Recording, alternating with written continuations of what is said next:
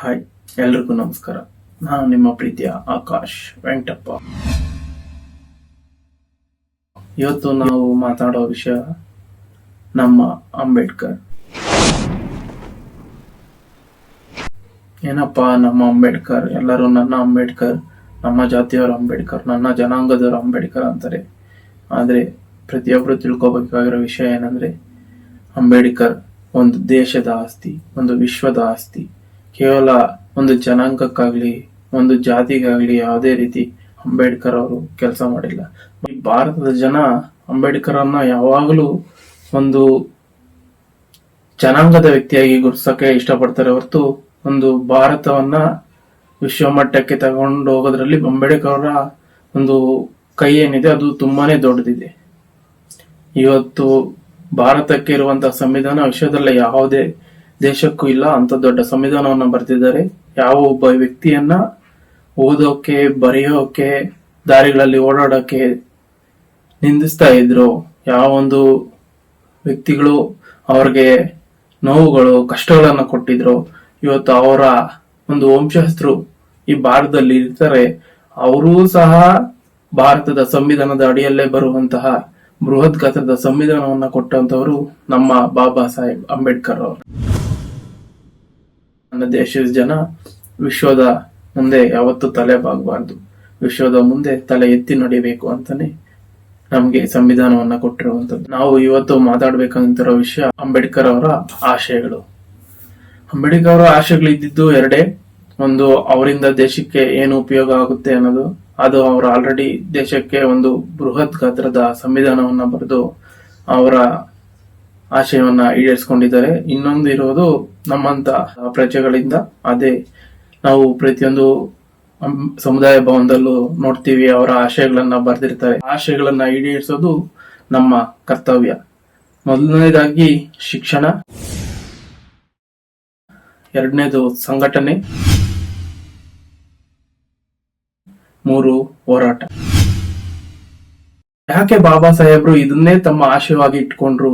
ಪ್ರತಿಯೊಂದು ಸಮುದಾಯ ಭವನಗಳ ಮೇಲೆ ಯಾಕೆ ಬರೀ ಶಿಕ್ಷಣ, ಸಂಘಟನೆ, ಹೋರಾಟ ಅನ್ನೋದನ್ನೇ ಬರೀತಾರೆ ಅಂದ್ರೆ, ಯಾವ ಒಬ್ಬ ವ್ಯಕ್ತಿ ಶಿಕ್ಷಿತನಾಗ್ತಾನೋ ಆತನಿಗೆ ಅರಿವು ಬರುತ್ತೆ, ಅದರಿಂದ ಆತ ಸಂಘಟಿತನಾಗ್ತಾನೆ.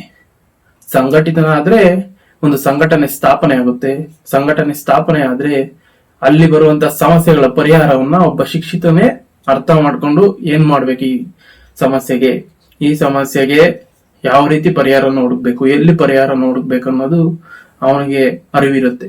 ಅದೇ ರೀತಿ ಆ ಸಂಘಟನೆಯಿಂದ ಒಂದು ಹೋರಾಟಗಳು ಒಂದು ಸಮಸ್ಯೆ ಬಗೆಹರಿಸೋದಕ್ಕೆ ಸೃಷ್ಟಿಯಾಗುತ್ತೆ. ಶಿಕ್ಷಣ ವ್ಯವಸ್ಥೆ ಭಾರತದಲ್ಲಿ ಈಗ ಶಿಕ್ಷಣ ವ್ಯವಸ್ಥೆ ಉನ್ನತ ಮಟ್ಟಕ್ಕೆ ಏರ್ತಾ ಇದೆ. ಸುಮಾರು 1947ರಲ್ಲಿ ನಮಗೆ ಸ್ವಾತಂತ್ರ್ಯ ಬಂದಾಗ 12ರಷ್ಟು ಲಿಟ್ರಸಿ ರೇಟ್ ನಮ್ಮ ಭಾರತದಲ್ಲಿ ಇತ್ತು.